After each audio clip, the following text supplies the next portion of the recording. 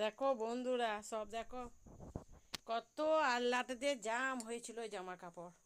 সব বস্তায় ঢুকোবো, নদীর জলে ফেলে দিয়ে আসবো এগুলো সব।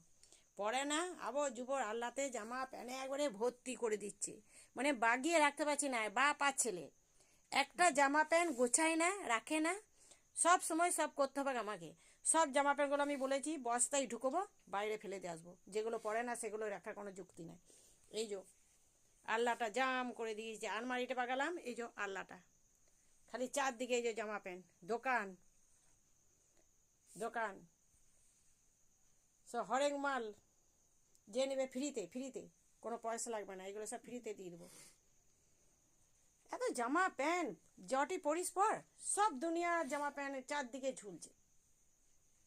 কখন আমি বাগাই, এত কাজ তিসুনি পড়ানো আছে, যাবতীয় কাজ আছে, আজ পড়তে আসে নাই, মেলা হচ্ছে আমাদের, মেলা দেখতে গিয়েছি।